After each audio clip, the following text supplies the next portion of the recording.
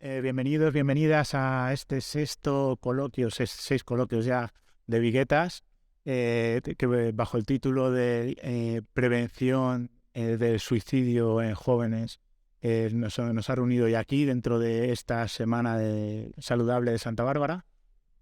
Y para una vez más, pues contamos con personas destacadas sobre este tema que nos van a hablar durante una hora aproximadamente. Estamos también acompañados de bastantes amigos y vecinos de Santa Bárbara y personas afines a diferentes instituciones. Voy a empezar a presentarlos. Tenemos a Enrique Galindo, que es psicólogo, jefe de cuidados y calidades SCAM, perteneciente al Grupo Regional de Prevención del Suicidio, voluntario del Teléfono de la Esperanza y autor de 6 libros, uno de los más conocidos, La Mesa de la Vida, Manual contra el Sufrimiento y la Desesperanza. Contamos también con Elisa Muñiz Ruiz, pediatra SCAM, miembro del Grupo Regional de Prevención del Suicidio, voluntaria y presidente del Teléfono de la Esperanza de Toledo. A Víctor Ujidos, vocal de la Asociación de Mentes Abiertas, a Miriam Mayoral, psicóloga del Centro de Atención Especializada al Menor de Toledo y Fundación Sociosanitaria de Castilla-La Mancha, y a Sagrario Rodríguez, que es usuaria del Centro de Rehabilitación Psicosocial y Laboral y de la Fundación Sociosanitaria de Castilla-La Mancha. Bueno, pues lo que nos trae aquí es un tema que ha salido repetidamente dentro de las preocupaciones del barrio. Esto parte de la Mesa de Salud de Santa Bárbara, que ya diferentes recursos del barrio ya han manifestado pues la preocupación por este tema, y a la par de toda la información que de repente ha salido a raíz sobre todo de la pandemia y en lo que llevamos en los medios nacionales. Y bueno, también he traído aquí una noticia de hace 2 días en la propia tribuna de Toledo. Es un tema que de repente se ha empezado a hablar mucho, han salido las cifras, también salen como un incremento de la mortalidad por esta causa. Y bueno, pues quería un poco empezar hablando precisamente de esta apertura o este abordaje, si es que es diferente, ¿no?, a cómo se venía haciendo, ¿no?, que quizá tenía cierto secretismo. El tema del suicidio no se hablaba abiertamente y realmente sí que se percibía que en corrillos, en la comunicación informal, especialmente en jóvenes, como lo hemos enfocado, ¿no?, pues se venía produciendo, ¿no? Y quizá la necesidad era abordarlo de una manera seria y con también intervención profesional, y que a la vez fuera divulgativa. Eso es un poco desde la Mesa de Salud lo que nos propusimos, y de ahí titular así este coloquio y reunirnos hoy. Hay que decir que es invitado, y la organización de este coloquio han participado especialmente pues el Centro de Rehabilitación Psicosocial y Laboral de la Fundación Sociosanitaria de Castilla-La Mancha, Provivienda y el Centro de Salud de Santa Bárbara, ¿no?, SCAM. Pues quizá con esta divulgación o este cambio de divulgación o abordaje del suicidio, cedería la palabra a los profesionales aquí presentes, ¿no?, que lleváis ese largo recorrido y habéis visto esa diferencia en cuanto a los medios y bueno, si realmente a qué obedece un poco, o qué creéis qué opináis de esta apertura de los medios a hablar de suicidio abiertamente, como hasta ahora no se había producido tanto. Gracias. Bueno, gracias primero por invitarme. Es un tema muy curioso porque me preguntan muchas veces cuando me hacen entrevistas si hay más suicidios. Primero, se ven más. Se ven más porque estamos haciendo que se vean más. Hemos pasado de, por ejemplo, por comparación, hace más de 20 años, el tema de violencia machista, de mujeres muertas o asesinadas por sus parejas, no se hablaba porque decían que eso se lavaba en casa, era de la violencia doméstica. Eso es algo los trapos que se lavan en casa, mejor no hablar. Luego se vio que no era así, que era un problema social y de salud pública, y se invirtieron medios, dinero, se hicieron planes, y todos conocemos las campañas que hay. Llevamos unos años tratando de hacer lo mismo con el suicidio, porque el suicidio pasa lo mismo. Bueno, eso es decisión de cada uno, eso se lava en casa, eso es problema doméstico. Cuando vemos que no, que es un problema, me lo separo, que es un problema de salud pública y un problema social eminentemente. nos hemos propuesto, ya que no hay un plan nacional de suicidio, desde las comunidades autónomas hay estrategias y luego una serie de profesionales que hacemos que se hable, sobre todo aplicando un lema. Hablar salva vidas. El silencio mata. Y eso lo repetimos hasta la saciedad. Porque cuanto más se hable, precisamente se previene. Hay una idea errónea en los medios de comunicación y ahí salen bueno, tengo con otro autor un librito que lo podéis descargar gratuitamente del SESCAN, que es cómo dar noticias en los medios de comunicación, porque se piensa, basado en el mito, que el que lo dice no lo hace, o que si hablamos de suicidio se incita a hacerlo. La realidad es otra, porque si alguien está dudando entre vivir o morir y se habla en el lenguaje claro, se le alivia el sufrimiento, se le rebaja la ansiedad. Y entonces, cada vez más, cuanto más hablemos, se ha convencido todo el mundo, todos los medios, de que es mejor. Hay verdad que los medios de comunicación pasaban o del silencio absoluto, porque creían que era potenciarlo, a, de pronto, algún famosito se producía un suicidio y era sensacionalismo.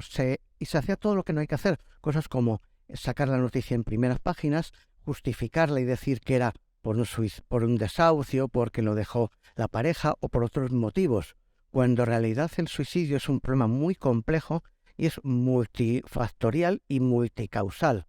Y lo que vemos es la punta del iceberg, porque es un problema muy general que requiere un abordaje desde todos los ámbitos, el social, el sociosanitario, el político, el económico y demás.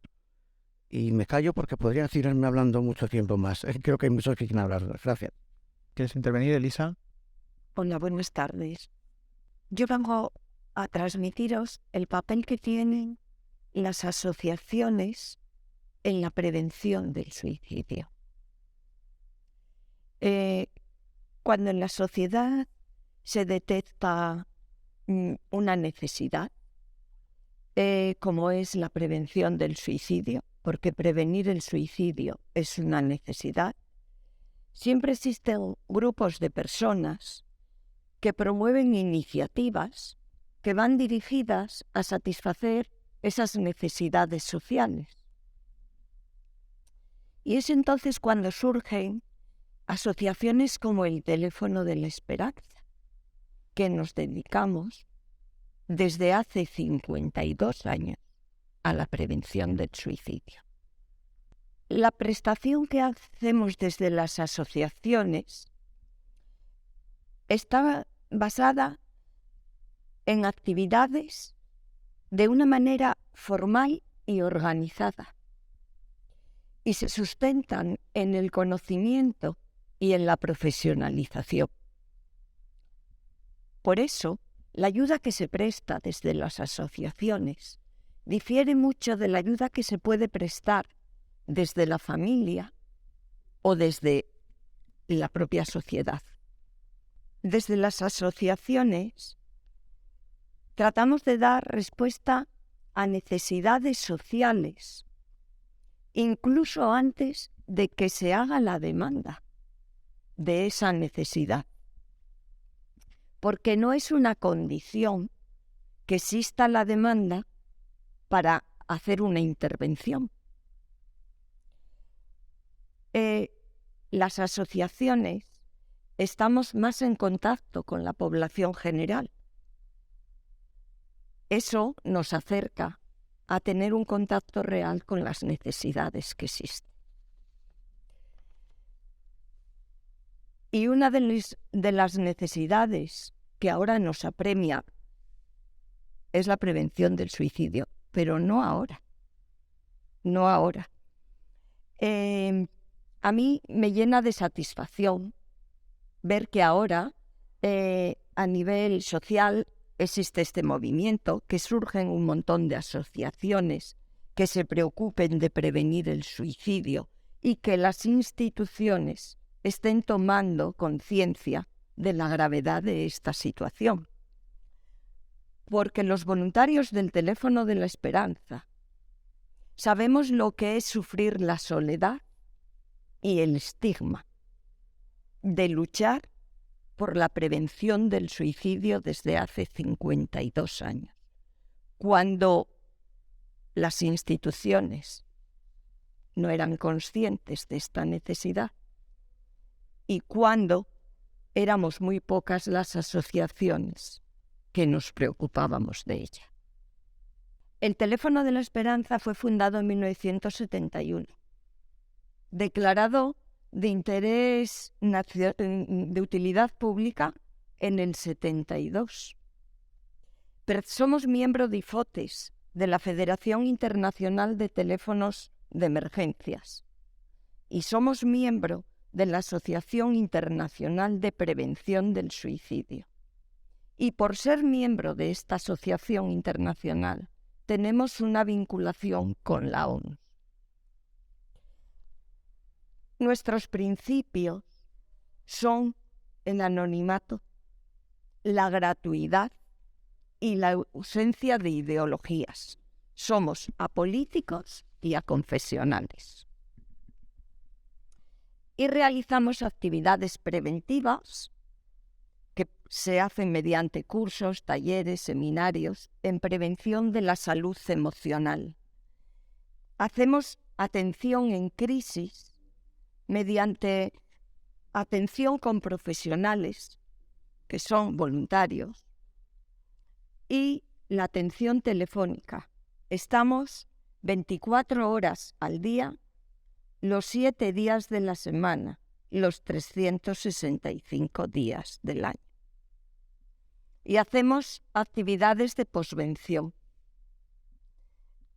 Después de la crisis, tenemos psicólogos que son voluntarios, que hacen una asistencia en crisis hasta que las instituciones los pueden asistir, y tenemos un taller de supervivientes. Bueno, en este punto yo creo que es interesante escuchar una asociación que con arraigo local y además que complementa mucho porque es nueva. Entonces quizá podríamos hablar de mentes abiertas. Quizá nos puede hablar un poquito Víctor, ya que hemos visto el papel que tiene el Teléfono de la Esperanza, que quizá tiene más trayectoria. Bueno, yo soy vocal de Mentes Abiertas y es una asociación que montamos de salud mental en primera persona, de personas que tienen problemas de salud mental, y estamos intentando, entre los que somos del grupo, pues ayudar a otras personas, ayudarnos entre nosotros, concienciar, luchar contra el estigma, el acceso saludable, defender los derechos humanos, prevención contra el suicidio. Es básicamente lo que estamos intentando hacer en la medida de nuestras posibilidades.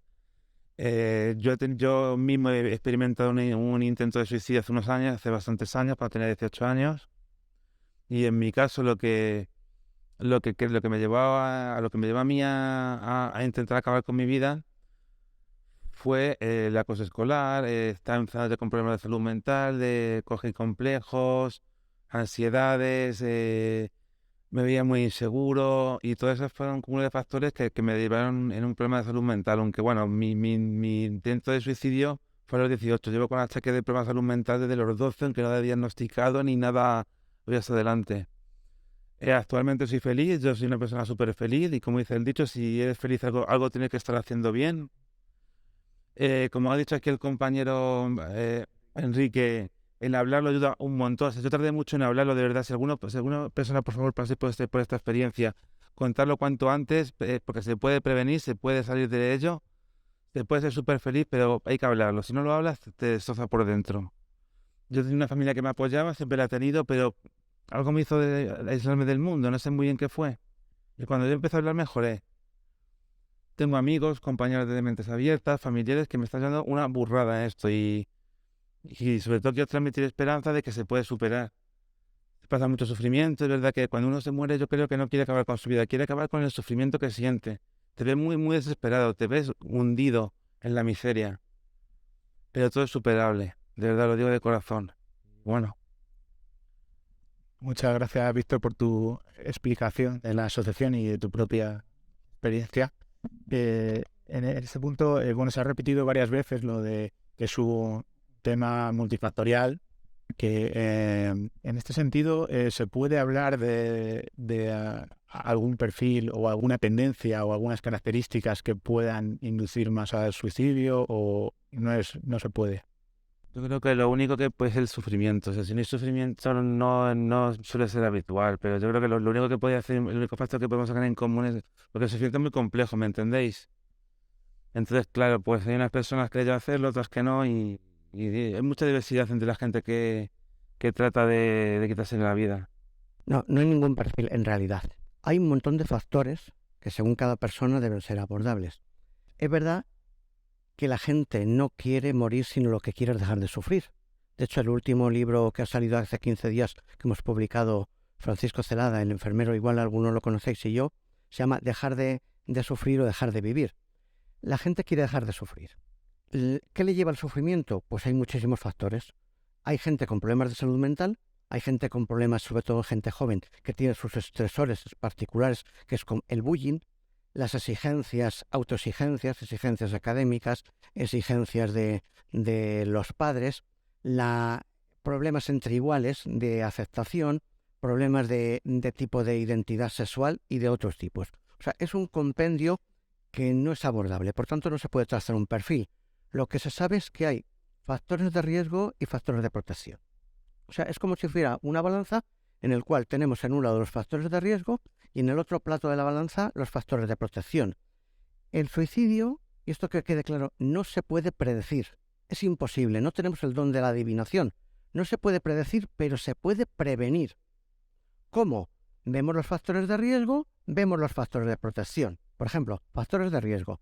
Factores de riesgo no implica que se vaya a suicidar, pero sí probabilidad. Por ejemplo, ser hombre es un factor de riesgo.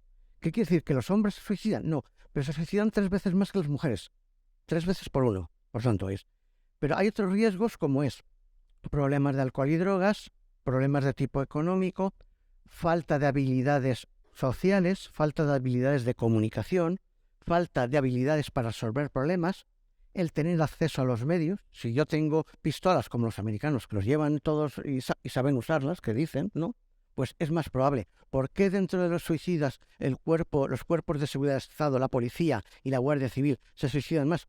Porque tienen armas y saben usarlas. ¿Por qué los médicos o enfermeras? Porque tienen armas y saben usarlas. Son factores de riesgo. Pero contraponemos los de protección, que el primero, tú lo has dicho, es la familia y el amigo. Tener amigos, tener familia son principales. Luego, tener habilidades de comunicación, tener sentido de la vida. Quien tiene hobbies, dedicación. Las creencias religiosas protegen, es un gran protector. Y muchos. Porque hay una cosa, nosotros, cualquier persona ante un problema puede pensar, no tiene solución esto y me voy a suicidar. Vale. Al médico no lo tienen. A la enfermera o enfermero no lo tienen. Al trabajador social no lo tienen. Pero tienen al compañero, al amigo de club, al compañero de una asociación. Y son los que primero pueden poner en marcha, tirar una pieza de ayuda que va a dar una especie de dominó que va a repercutir en la ayuda que necesita esa persona. Si tiene problemas de salud mental, en la atención de salud mental, o si tiene otro tipo de problemas, en otro tipo de problemas. Entonces yo creo que es un compendio. Perfil no se puede trazar. El otro día me preguntaban, además presentando el libro en la FENAZ en Callao, en Madrid, si había algo de tipo genético. Decimos, no. Hay una cierta heredabilidad en algún tipo de trastornos o de patologías, pero eso no predice nada. Nos está indicando que hay un porcentaje un poco mayor, pero por desgracia no tenemos ningún perfil, o por suerte no hay ningún perfil, ni físico ni psicológico. Y lo ha dicho muy bien Víctor, el sufrimiento. Y con el sufrimiento la desesperanza. Yo lo dejaría ahí. Que tenía 7, 8 años, mis padres se separaron, había una destructuración en la familia. Yo veía a mi padre enfermo de que no se podía mover. Luego yo a los 12, 13 años sufrí abusos. Ya empecé a consumir sustancias, a irme con gente tóxica y algunas veces no en la luz, pero pasito a pasito y con la ayuda de los médicos, pues fui superando todos esos traumas que todavía tengo secuelas, pero estoy cada vez mejor. eso no significa que no vaya a recaer otra vez, o no lo sé. Muchas gracias por tu testimonio. Bueno, en este sentido nos apela un poco, ¿no? El tema de que al final la comunidad y la integración en la misma, ¿no? Parece que es un tema... Yo quiero decir a Diana que eres muy valiente, Diana. O sea, yo también he sufrido acoso escolar, abuso de suelo puede que también he sufrido, gente tóxica ha estado en mi vida también, pero de verdad, Diana, se puede superar y como ha dicho aquí el compañero Enrique, los factores de protección son muy importantes. Yo, por ejemplo, es verdad que tengo amigos con los que hago hobbies, con los que disfruto, la familia me apoya, mis amigos, mis compañeros. A mí me ayuda mucho a hablarlo. O sea, yo cuando empecé con mi problema de salud mental, que no sé si sabéis, las primeras tendencias eran decir que no se junten con más enfermos, ¿qué tal? Enfermos con enfermos, esas fueron las primeras tendencias. Luego se demostró que, claro, que que nos fortalecía. Y el hablar mis experiencias, el compartirlas, el hablar con compañeros, me dio una burrada. Vi que ya no era el único, que más gente. Me sentí muy bien y yo siempre en la medida de mis posibilidades trato de ayudar a otras personas, tengan problemas de salud mental o no, pero siempre intento comprender. Eres muy valiente, Diana, de verdad, vales un montón. Yo quería tocar un tema que no sé si todos comparten o no comparten, pero que me veo con la obligación de hablar de ella, ¿no? Bueno, lo primero, yo he tenido intentos de suicidio, he tenido ingresos por intentos de suicidio, pero he descubierto que hay que mirar más allá de la tierra para poder ver algo más grande que lo que nos está pasando. Porque lo que nos está pasando es muy gordo y muy grave. Es una enfermedad muy grave, una enfermedad que duele mucho y que hace sufrir mucho, muchísimo. Dicen que es una de las enfermedades que más hacen sufrir. Y entonces te tienes que agarrar a algún sitio, tienes que tener algo trascendente, tienes que tener algún tipo de espiritualidad, algún tipo de trascendencia, de ir más allá, de ir más lejos de la tierra, del sufrimiento, porque es que si no, esa tierra, es que lo ves, que es que es un valle de lágrimas. Es que aquí no pasan nada más que cosas malas. Para que te pase una cosa buena, te han pasado 18 cosas malas en el día. Entonces, yo soy católica, en la medida que sabes unirte a Dios y ofrecer el sufrimiento que tienes en ese momento, aunque en el mismo momento en que estás diciendo te amo Jesús, estés diciendo me voy a cortar las venas, porque es que eso pasa, porque es un sufrimiento tan grande el que tienes que no eres capaz de superarlo, pero yo siempre digo, si no hubiera sido por mi fe, yo no estaría aquí. Yo ya no existiría, estoy segurísima. No existiría porque no me merece la pena la vida. Sin Dios a mí no me merece la pena la vida. Unos pueden ser Dios, otros pueden ser el universo, otros pueden ser la familia, otros pueden ser...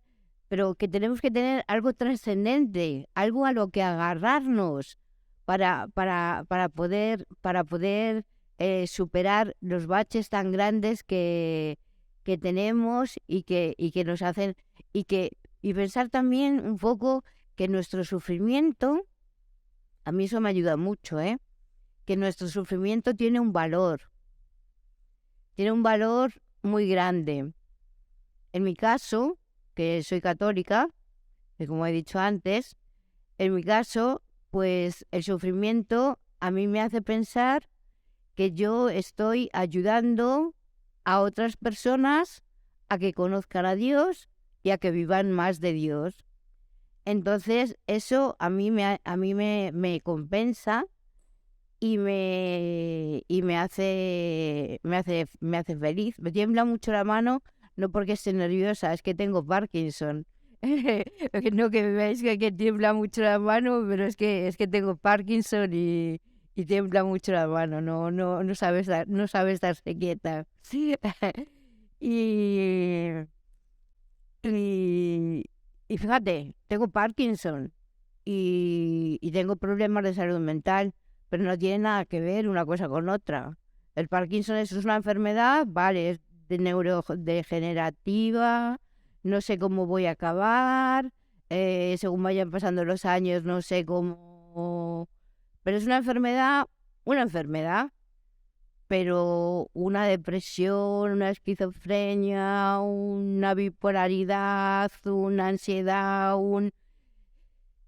es mucho más fuerte que todo eso. Es mucho más fuerte que todo eso. Entonces hay que saber, lo que quería comunicaros era eso, que hay que saber dónde agarrarse, que hay que agarrarse a algún sitio, porque si no, no puedes salir, no puedes salir del túnel del que estás metido. No puedes, es imposible. Otra persona quiere tomar la palabra también. En realidad estoy observando, Sí, lo principal es que tengamos la atención absoluta y total por la gran alarma que se ha comentado por la prensa, de que es alarmante el número de personas, sobre todo jóvenes, que lo están intentando.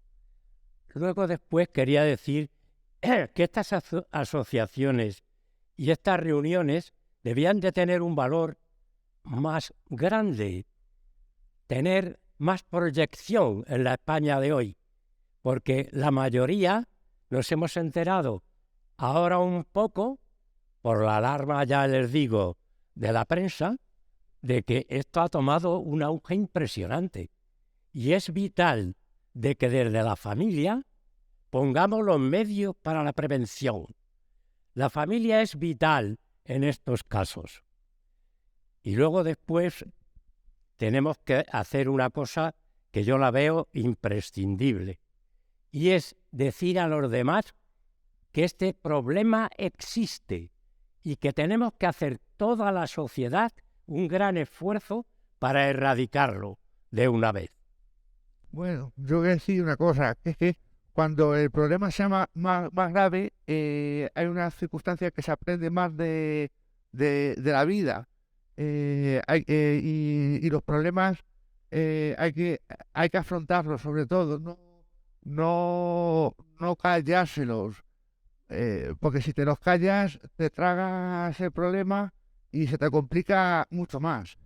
Es decir, si tienes un problema y te lo complicas, se te complica más. Por eso es preferible contar, me pasa esto, ¿para qué? Para tener autoestima. El autoestima hace de que la persona se encuentre tranquila, se encuentre con apoyos, muy importante los apoyos. Si fallan, por ejemplo, los de los amigos, como me pasó a mí, que mi circunstancia fue muy desagradable, no quiero recordarla, bueno, me dejaron la cabeza muy mal, me han pasado cosas extrañas y lo he pasado fatal, pero ¿qué pasa?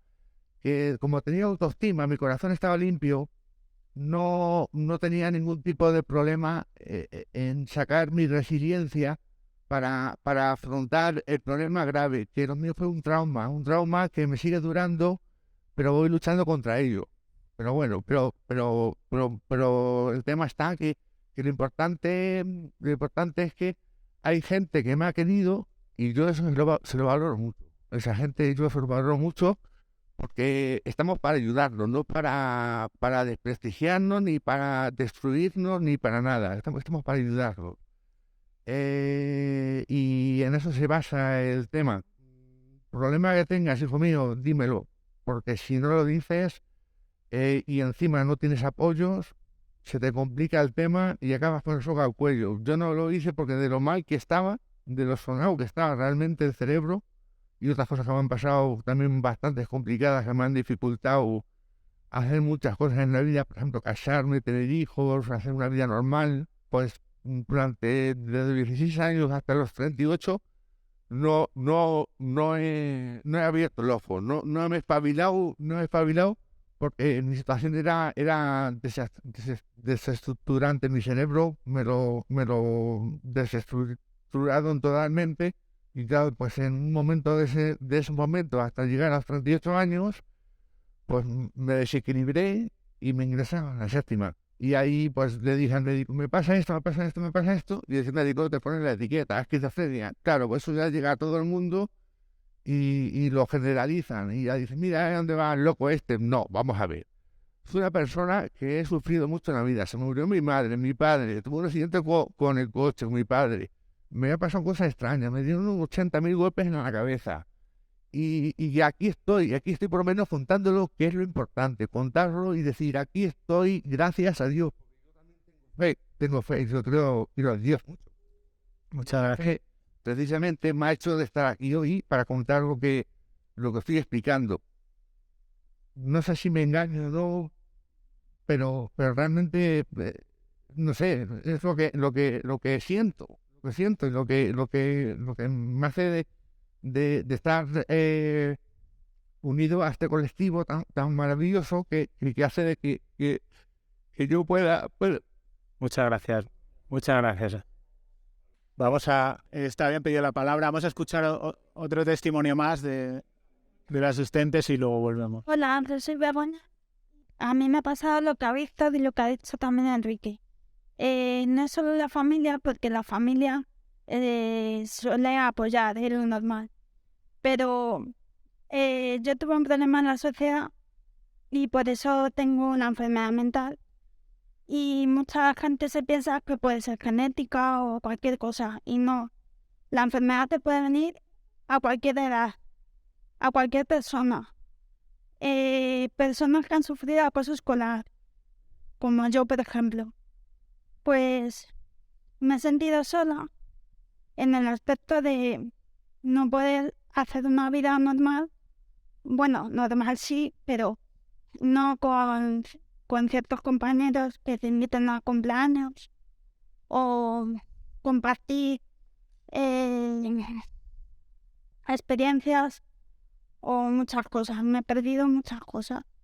Pero luego, a lo largo del tiempo, cuando he sido más mayor, pues he dicho, no me voy a estancar, tengo que seguir. Y cuando me he visto mal, lo que dicen ellos es muy importante la fe. Para el creyente, eso le ayuda mucho.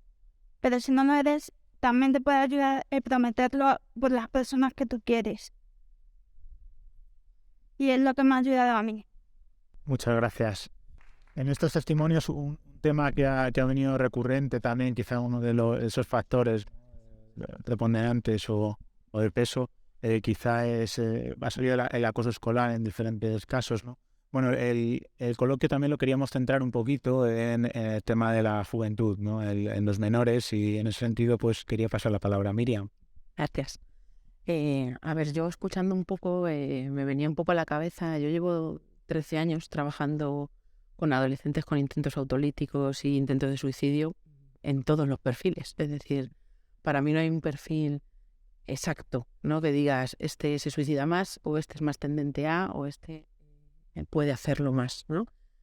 Creo que para mí el oír el suicidio ahora es un avance que creo que hay que seguir potenciando, porque esto ha estado siempre. Es decir, para mí, yo llevo trabajando con los mismos adolescentes, ¿no? Durante mucho tiempo, y ha estado siempre. Pero para mí hay dos cosas que sí que creo que los profesionales sobre todo tendremos que poner mucho en juego, ¿no? A veces la familia, los amigos fallan y no son un valor de apoyo o no son un factor de protección, ¿no? A veces sí, pero a veces no lo son. O porque no saben, porque no quieren, porque no pueden. Hay diferentes situaciones. ¿Cómo acompañamos el resto de personas que pasamos por esa vida, ¿no? de ese chaval más joven? Creo que es importante cómo les miramos, desde dónde, qué etiquetas ponemos, ¿no? Como decía este chico. Las etiquetas a veces nos ayudan para hacer ciertos diagnósticos, pero a veces el cómo miramos o desde dónde miramos esa etiqueta creo que es lo que diferencia, que podamos escuchar y que podamos utilizar la palabra para hablar no de suicidio, sino del malestar de esa persona. Creo que es importante tener la palabra siempre en juego. Para mí, si el malestar sale para afuera, no lo quedamos dentro, ¿no? No lo gestionamos de mala forma o no intentamos que ocultarlo, ¿no? Porque hay muchos chavales que intentan ocultarlo tanto que después revientan, ¿no? Y creo que pues cualquier factor influye. Es compañeros que se meten contigo, es una madre que no te quiere como es un gesto de un compañero que tú le tenías mucho aprecio, es cualquier cosa que para ti signifique algo muy duro, ¿no? O que tú interpretes como algo que te genera malestar. Creo que no hay algo tampoco específico, ¿no? Cada vida es un mundo y cada historia también lo es. Y creo que para mí, creo que la mirada tiene que ir cambiando y creo que estamos en ello, ¿no? Creo que estamos en eso de cambiar cómo miramos desde los profesionales, porque creo que eso es lo que hace que también las familias puedan aprender otra forma de mirar, que la sociedad haga más cosas que sirvan como factores de protección. Porque de los chavales que yo veo desde hace 13 años, cada vez les veo más solos en la red, más solos en actividades, más solos con ellos mismos y solo hablando a través de un móvil, sin utilizar la palabra, es decir, muy solos. Y si estamos solos no hablamos con nadie y no nos comunicamos. Entonces nuestro malestar se queda en Twitter, en TikTok, en Instagram, y muy abierto al mundo, pero escuchado por nadie. Y creo que ahí es importante la voz profesional y que todos nos hagamos cargo un poco de cubrir esa red de apoyos que creo que también necesitan. No sé si Elisa quiere comentar, sí, por favor, bien, como pediatra también. Efectivamente.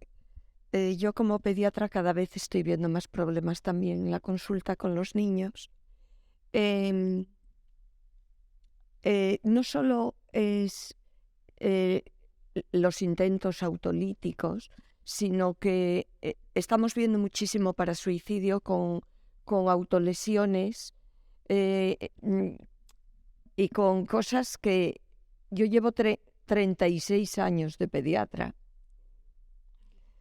y parecía mentira que ciertas cosas nos llegasen a la consulta, pero ya las tenemos dentro. Entonces, es verdad que el suicidio siempre existió, es verdad que estuvo muy callado, pero yo creo que lo importante no es tanto hablar de como educar en la prevención de. Y educar en la prevención de es efectivamente poner en valor esos factores protectores que tienen los niños, que ellos sean conscientes, hacer ver los factores de riesgo en los que se están moviendo, que también sean conscientes y que la población en general, los padres, los educadores, los sanitarios, sepamos leer las señales de alarma. Porque las señales de alarma no las sabemos leer.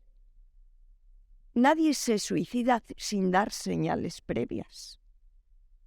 Todos están pidiendo ayuda, de alguna forma o de otra.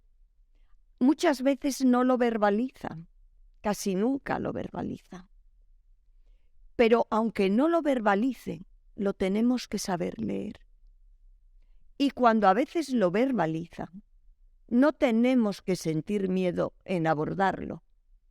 Porque cuando nos da una señal de alarma de mi vida no tiene sentido y esta vida es un asco y yo no encajo en esta vida, que son señales de alarma, y todos oímos eso en algún momento, no pasemos de puntillas y no nos dé miedo preguntar, ¿estás pensando en suicidarte?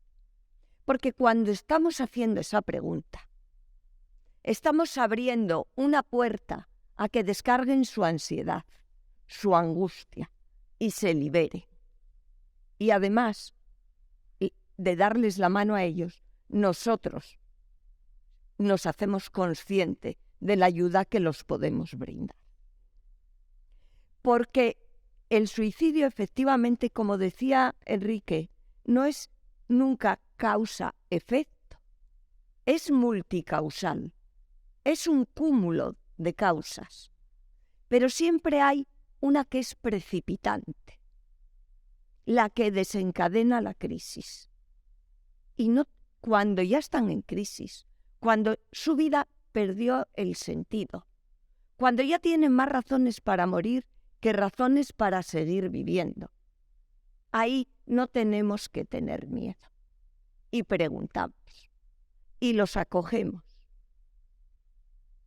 Y estamos con ellos. Porque en ese momento, cuando preguntamos y decimos, no estás solo, que yo estoy contigo, que lo que a ti te está pasando a mí me importa mucho y no te voy a dejar. Eso salva vidas. Y si eso lo tenemos en el consciente y en el presente, sabemos y tenemos que luchar y instruirnos en eso, porque efectivamente con esas cosas el suicidio se puede prevenir. Y a mí me gustaría que de aquí saliésemos todos no con la idea de que esto es una epidemia que antes era más silenciosa que ahora, y ahora se habla más, pero sigue siendo la misma epidemia, sino que salgamos con la idea de que todos podemos aportar a prevenir un suicidio. Y a mí me gustaría que esto fuese la semilla que entre todos plantamos y que todos difundamos. Muchas gracias. Desde luego es un buen mensaje y una buena conclusión. Vamos a seguir avanzando también, pero nos la apuntamos. Me parece que quiere intervenir alguien del público también. Bueno, yo soy Plácido, estoy en tratamiento psiquiátrico y os quiero comentar una cosa. Yo también llegué a pensar en el suicidio. Pensar, no he llegado a autolesionarme ni nada, no he hecho nada. Pero os quiero comentar una cosa. Yo con 11, 12 años sufrí abusos sexuales. Y a mí el psiquiatra me dijo, tú, Plácido, eres como una olla a presión. Ahí tapan la válvula y tú explotas, y tú has explotado. Yo, de tanto tragármelo, yo exploté. Por eso, cuando veáis a vosotros los profesionales, cuando veáis a un niño que se calla, que esto, que lo otro, hablar con él. Que algo esconde ese niño. Os lo digo a los profesionales. Hablar con ese niño, que algo esconde. Simplemente os quería decir eso, simplemente esto.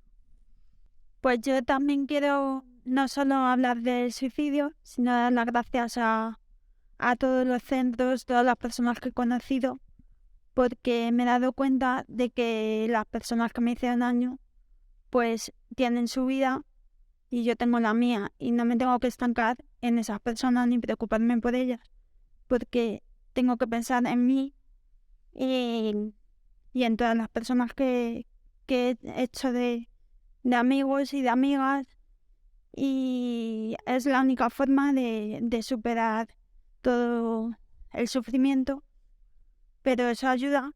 Y quiero decir que a todas las personas que han sufrido bullying, que esas personas no eran adecuadas para ellos y que se vayan con otras personas que sí que merezcan la pena.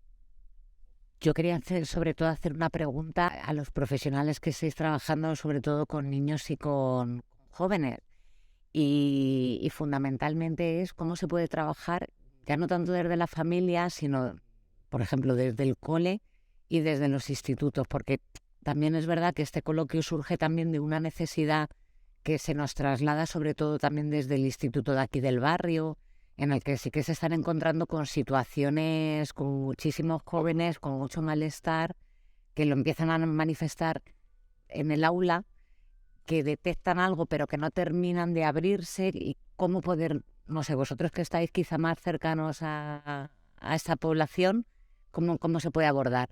Gracias. La verdad es que el tema de los centros educativos está ahí. En el último libro que tengo tiene un capítulo específico. Primero, por ley, aplicando la ley. La Ley Orgánica 8/2021, el artículo 34, que es la ley sobre la protección de la infancia contra la violencia, dice que todos los centros educativos, independientemente de su titularidad, deben tener un protocolo.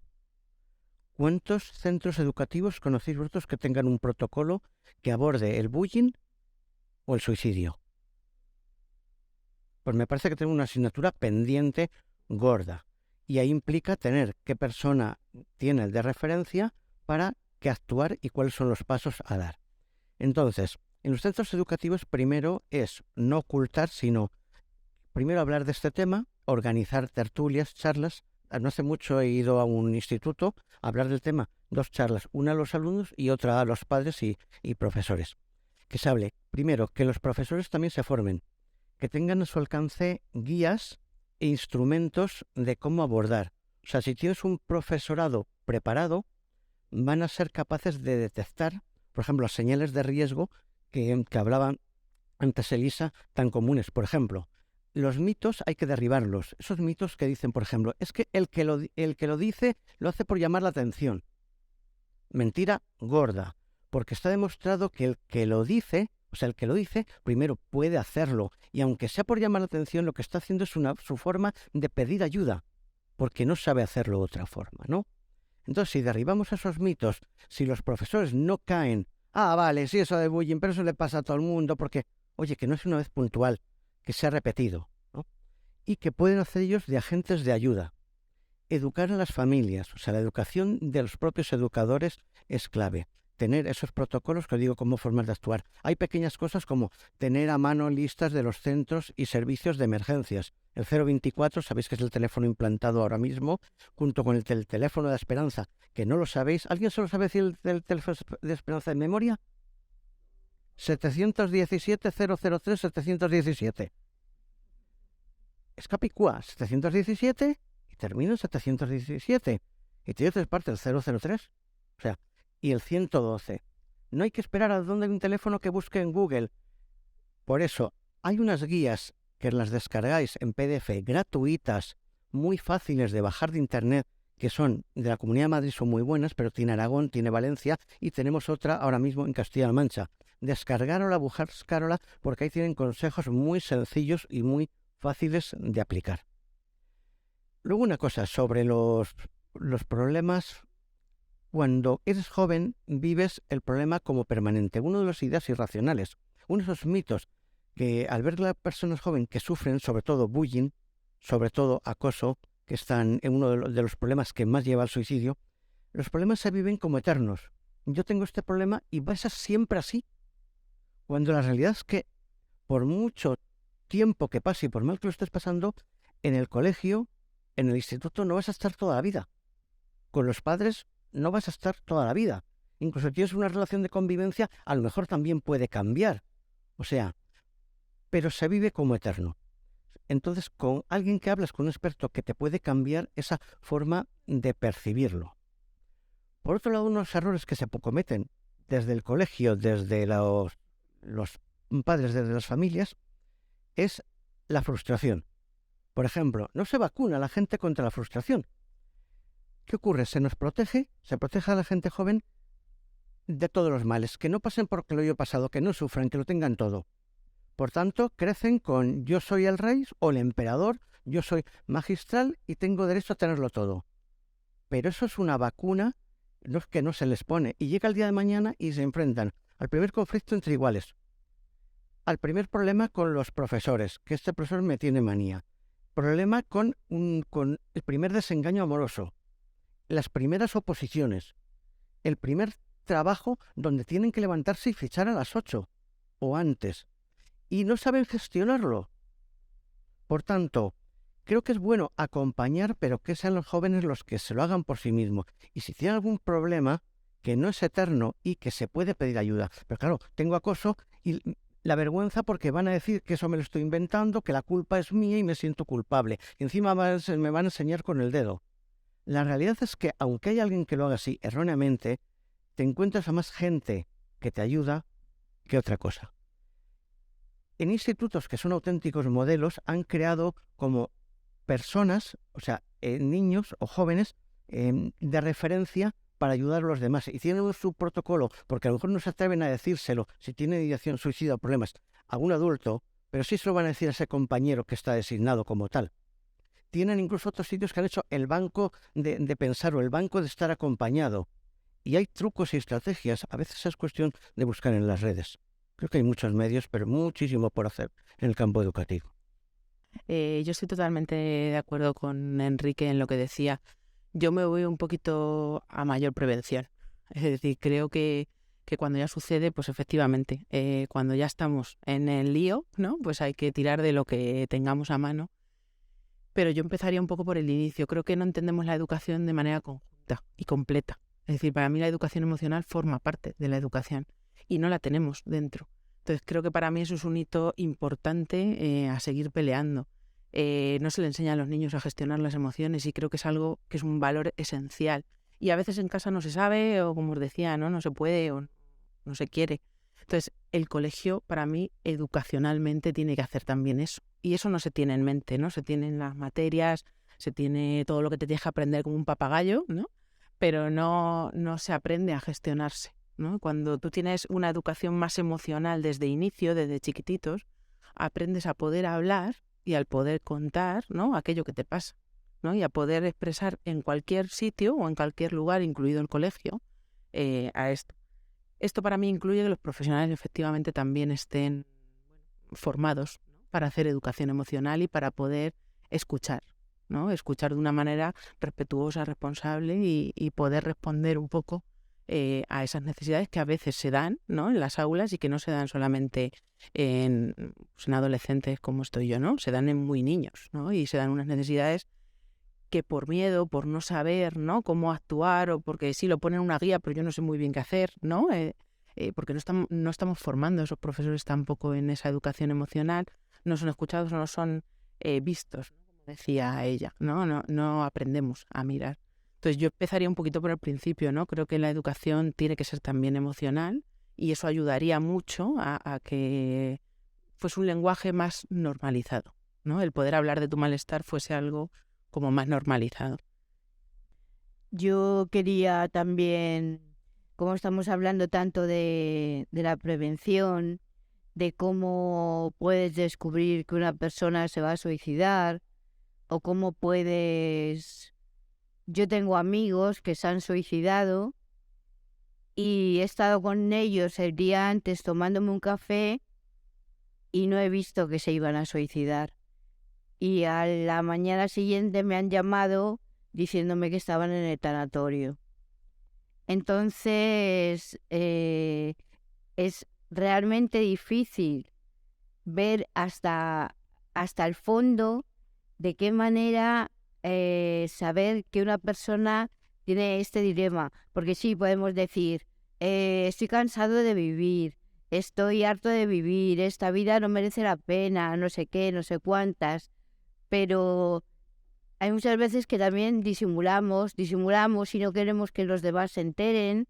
Y un día se te cruzan los cables y gente que estaba contigo, a la que tú querías muchísimo, desaparece de tu vida y desaparece para siempre. Entonces yo les mando desde aquí un beso muy fuerte a todos mis amigos que se han marchado ya, que ya no están aquí, y a los que sigo queriendo y sigo acordándome cada día de ellos. Yo quería recalcar una cosa que se ha visto, a ver, hay veces que el tema que muchas veces no hay un perfil claro, porque yo, por ejemplo, cuando intenté suicidarme, los días antes estaba súper bien con mis padres, con todo el mundo, me estaba como despidiendo. Pues hay veces que te estás despidiendo de ellos, quieres estar en paz con todo el mundo y tu comportamiento es ejemplar, estás bien, disfrutas de más cosas, pero en el fondo quieres morirte. Y yo lo superé, yo gracias a Dios me han ayudado a muchísimas personas a superarlo, estoy feliz, hago mi vida, tengo mi grupo de amigos, cuando puedo trabajo, colaboro con el barrio, con la comunidad, en la medida que les ayudo, pero hay un proceso muy largo, muy largo. Bueno, no sé si queréis aportar alguna cosa más, pero... Sí. Algo, pero yo creo que va a ser mejor dejar. Solamente una cosa. ¿Por qué falla muchas veces la ayuda cuando alguien nos cuenta que tiene ideas suicidas, lo cual entra dentro de lo normal o que está pensado tal? Porque lo que recibe de la gente es lo siguiente. Pero tú no pienses en eso, tú lo bien que vives, si tú estás loco, mira, no quiero saber nada, ya verás, o se aconseja. Creyendo que se hace bien, en realidad no se está haciendo bien, porque lo que se está primero negando la posibilidad de la persona que tiene de solucionar sus problemas o de pedir ayuda. Cuando piden ayuda, se les está negando, y una forma de negarlas es decirles tú lo que tienes que hacer, decirle lo que tiene que sentir, cómo tiene que sentir, o decirle que no piense, como si el hecho de simplemente de no pensar, por arte de magia, desapareciera. No es posible no pensar. ¿Qué tenemos que hacer? Primero, escuchar. Lo digo muchas veces, ¿por qué tenemos 2 orejas y una sola boca? Para escuchar el doble de lo que hablamos. La persona que te cuenta un problema no quiere que le digas, que le pongas soluciones, que le digas lo que tiene que hacer. No le digas que lo criticas, porque o se le dice lo que tiene que hacer o se le critica. Lo que quiere es ser entendido. Solamente ponerle orejas y decirle, te entiendo, o no te entiendo porque no estoy en tu pellejo, pero me tienes aquí a tu lado. Que la persona se sienta aceptado, no juzgado. Ese es lo último como consejo que diría. Bueno, yo lo que quería aportar, que es cierto, como ha comentado Enrique, que nos queda mucho trabajo por hacer, pero yo creo que también nos queda mucho trabajo de escuchar a los niños y las niñas. Porque es cierto que los niños y las niñas, cuando se les da espacios para hablar, ellos muchas veces nos enseñan los caminos, pero hay muchas veces que no les escuchamos de la manera que deberíamos escucharles. Y hay veces que les escuchamos, pero no canalizamos esas demandas de la manera que deberían, ¿no? Entonces, yo pongo en valor que en este caso, en el Ayuntamiento de Toledo, se está impulsando el Consejo de Participación Infantil y Adolescente. Este consejo está formado por niños y niñas de 8 a 18 años y el tema de la salud mental y la salud emocional es un tema que les preocupa y que les ocupa. El año pasado, de hecho, la Semana de la Infancia, en coordinación con UNICEF a nivel nacional, fue uno de los temas que se abordó. Yo no voy a entrar mucho en detalle, ¿no? Pero me gustaría compartir con vosotros las propuestas que ellos hicieron en el Pleno del Ayuntamiento de Toledo y que, bueno, pues estas propuestas incluso han llegado al Congreso de los Diputados, ¿no? Y que tiene mucho que ver con lo que estamos hablando aquí y que son, las estaba intentando descargar desde Internet y solo compartir algunas porque tiene mucho que ver con lo que están diciendo. Ellos decían, informar a todo el alumnado al principio de cada curso de quiénes son los profesionales que trabajan en el centro educativo, las orientadoras, las PTs, y cuáles son sus funciones, qué tipo de necesidades atienden y cuándo se puede acudir a ellos. O sea, es una cosa tan sencilla como esa. Llega al inicio del curso y que los niños y las niñas sepan quiénes son sus profesionales, más allá de su profesor o de su tutor, ¿no? Otra de las cosas que decían, utilizar las tutorías para tratar temas importantes para nosotros, no solo para hablar de normas o de técnicas de estudio. Necesitamos un espacio donde poder hablar de lo que nos pasa. Otro de los temas que decían, son 6, no voy a volver. Trabajar la educación emocional en todos los cursos. Creemos que es importante para poder reconocer y aprender a manejar nuestras emociones desde que somos pequeños. Otra de las cosas que decían, poner en marcha la figura del coordinador o coordinadora de bienestar. Estos niños evidentemente estaban acompañados técnicamente para llevar a cabo en lo que estoy diciendo, pero esto lo han dicho ellos y ellas. Otra de las cosas que decían, y ya termino, necesitamos más recursos en los centros educativos para atender bien a toda la diversidad. Hay niños, niñas y adolescentes que tienen necesidades educativas especiales con los que compartimos clases, que deberían contar con todos los apoyos necesarios para estar bien y poder aprender. Y esto no siempre es así, ¿no? Luego, ellos lo que hablaban incluso es de llevar estas propuestas a la mesa de participación infantil regional, ¿no? Estas cosas que he leído, que son muy concretitas, hay más información en la página web, son cosas que ellos dicen, o sea, es que nos lo dicen. Muchas veces es articular las estrategias para poner en marcha pues lo que está por ley y lo que tenemos que entre todos y todas hacer. Quería poner en valor la voz de los niños y las niñas en lo que han planteado. Hicieron también un decálogo que está compartido con toda la comunidad educativa, con AMPAs, con equipos directivos, con el alumnado, en el cual es un vídeo muy cortito que os invito a ver. Está en un canal de YouTube que se llama Infancia y Comunidad Toledo, en el cual hacen 10 propuestas muy concretitas de cómo ayudar a la salud emocional de los niños y las niñas desde lo que ellos viven y sienten y creen que es interesante. Nada, simplemente quería aportar esto. Pues muchísimas gracias por ponerlo sobre la mesa. No sé si estáis de acuerdo conmigo, pero yo creo que si hablamos, nos hemos reunido aquí en un coloquio que se titula la prevención de la conducta suicida en jóvenes, creo que es el mejor colofón, ¿no? El escuchar aquello que se ha concluido desde este Consejo de Participación. Como compendio ya y quizá despedida, ¿no? Pues hemos pasado por temas como la trascendencia, la necesidad de expresarlo y expresarse, ¿no? Estar atentos, ayudar y pedir ayuda. Hemos hablado de la importancia de la comunidad, de la escuela, los diferentes profesionales también que ayudan a este sentido, la complejidad del suicidio y de todo lo que circunda, y la necesidad de escuchar, especialmente a los jóvenes, pero en definitiva a todos los. Entonces, bueno, que creo que con esto pues nos vamos a despedir, vamos a dejar aquí la sesión. Sé que todos nos quedamos y especialmente las personas asistentes, invitados, pues se quedan con muchas cosas en el tintero. Es un tema muy complejo, como se ha dicho desde el principio, y agradecer a todas y todos la asistencia y la participación, que ha sido notable, porque es un tema que necesitamos hablar, ¿no? Como se ha dicho, necesitamos expresar y necesitamos escucharnos. Muchas gracias.